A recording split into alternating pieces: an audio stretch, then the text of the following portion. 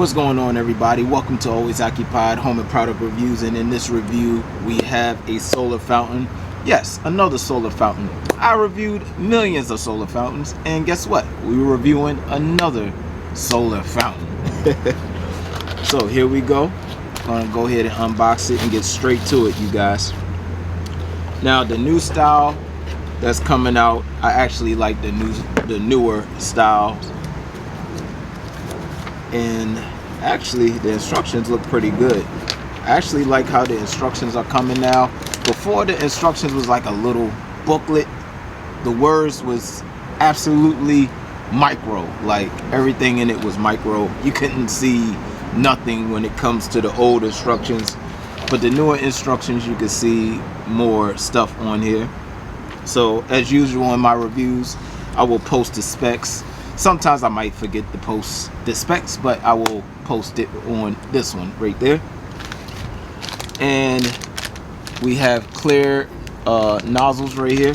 All right, and here we have the solar fountain foam pad on the top. Never seen that before, but must be for protection. And a very long wire. Very interesting.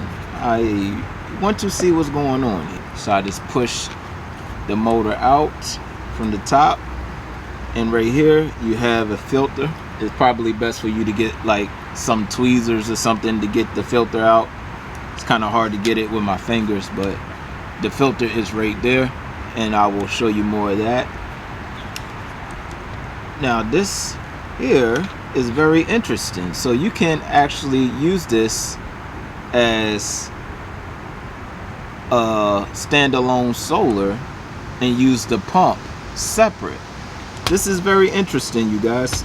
Something very different with this style. Usually this style, you need to keep this motor right here because this is probably the amount of wire you have.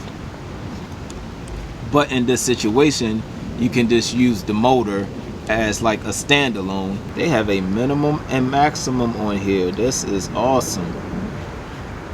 Never seen that one before. The sun is not out heavy right now. Now the sun is coming, and there go the water. So you do need full sun, you guys. All right, you guys, I have to wait for full sun. This part right here is the part you need to put your nozzles on. So we're just going to go ahead and put that part on, so we don't have to keep taking it off. All right, so we have that on. Now with your nozzles, you could just set it on top and turn it, and it should lock in. All right, it won't be like a lock, but it'll twist on. So with this, you have look like 7, 8, 9, 10, 11, 12, 13 holes on this nozzle right here.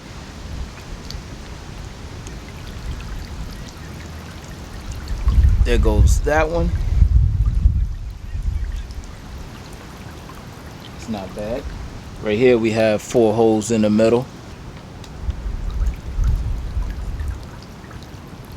Now this one looked like it has, so the holes on here are going like in the angles. All right, and there we go. I had to wait for the sun. Now y'all see how that one is shooting out. Actually everything is coming out of the bird bath, so let me go ahead and fix this issue. Let me change this nozzle. I'm going to lose water. And all I'm doing is turning left and lifting up. So it's not that hard to deal with these nozzles. Put on, you turn, and that water is kicking up. It's like 16 inches at least. This one here look like it has 3 holes in the middle and little slots on the side. Okay, that's not bad. I want to see what it's like when the full sun comes. Okay, this one ain't bad. You won't lose that much water. Once again, my bird baths are 18 inches. Okay, a lot of sun is coming out now. Yeah, you might lose some water, you guys. The last couple of things will be the 2 bullets right here. Now these I don't use that much, but I'm just gonna show it to y'all anyway. And now we put the bullets on. So one is a single shot, and that is shooting up pretty high. Y'all see that?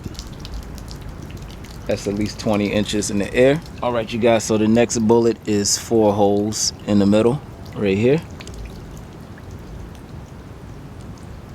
And this is the same, about 20 inches. A lot of this stuff you will need a good sized basin or a pond, or maybe your pool. You might have a pool in the backyard. This will probably be cool in your pool for a lot of nozzles that shoot up really high. You have a bird bath that's at least 20 inches, then you should be good. I'm gonna go ahead and finalize this. You do still have the back of here where you have this long cables, and if you want to use this as a separate unit, like, let me take this pump off. If you want to use your pump as a separate unit, you can. Me, I'm gonna use it as how it's advertised. Okay, I'm just going to use it like that.